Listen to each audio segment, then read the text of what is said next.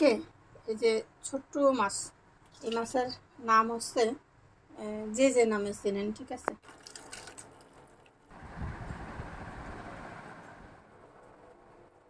এই মাছটা রান্না করব একদমই সহজ পদ্ধতিতে। এই ছোট মাছগুলোকে একটু তেল দিলাম মাছের উপরে।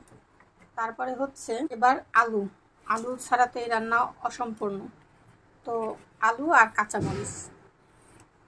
তারপরে হচ্ছে যে পেঁয়াজ আর একটুখানি রসুন দিবা, মানে রসুন ছাড়া রান্না হবে। আর হচ্ছে হলুদ আর একটু লবণ দেওয়া হবে।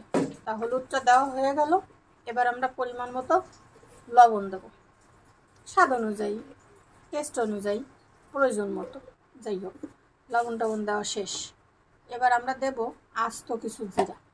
আমার আম্মু আস্ত জিরা দেয়, আমি হলে অবশ্যই বাইটে দিতাম, কারণ আমার কাছে মনে হয় জিরা না বাটলে মানে জিরার স্বাদ আসলে তরকারিতে সঠিকভাবে আসে না। তো হাত দিয়ে অতটা ধরাধরি করার দরকার নেই, চামচ দিয়ে জাস্ট একটু নাড়াচাড়া দেবেন। এবার একটু পানি দেব।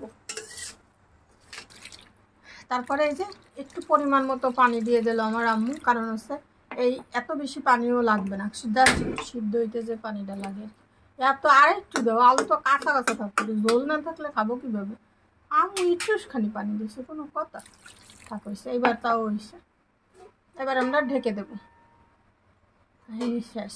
মিলিয়ানটি প্রত্যেকদিন কমেন্ট করে, তোকে চুলো কি জনকার, তোকে কড়াইটা ছাই দিয়ে মাছ, এই যে আমাকে কড়ই প্রত্যেকদিন বলে যে তোরা কড়ইডারে মাছ। দূরে দেখা যায় কি বলেন তো, কাশফুল। এই শব্দটা শুনলেই না আমাদের মনে পড়ে যায় শরতের আকাশের কথা। হালকা বাতাস আর সাদা তুলার মতো একরাশ ফুলের দোলা। কাশফুল প্রকৃতির এক নিঃশব্দ কবিতা, যা মাটির কাছ থেকেও আকাশ ছুতে যায়। শরতের আগমনীতে বার্তা বয়ে আনে কাশফুল। বছরের এই সময়টা নদীর ধারে কিংবা ফাটা মাঠে সাদা ফুলের রাজত্ব আমাদের মুগ্ধ করে তোলে। কাশফুল যেন প্রকৃতির হাসি, নির্মল এক শান্ত স্পর্শকাতর। এটি শুধু একটা ফুল নয়, বরং অনেকের শৈশবের স্মৃতি, গ্রাম বাংলার রূপ এবং প্রকৃতি এক অনন্য প্রকাশ করে।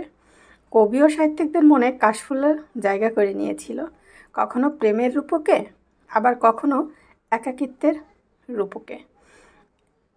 ঠিক কিনা বলেন? ভালো থাকেন সবাই। তো দেখি আমাদের রান্না শেষ কিনা, মানে এই যে বাস রান্না পুরো কিন্তু কমপ্লিট। এখন জাস্ট আমরা এটাকে নামাবো আর গরম ভাতের সাথে খেতে হবে। এই যে গরম ভাত আর ছোট মাছের চচ্চড়ি সব ঢেলে দেবো।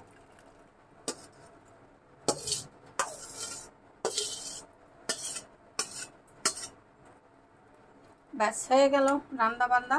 সবাই ভালো থাকেন। আবারও কোনো একটা রান্না নিয়ে চলে আসবো।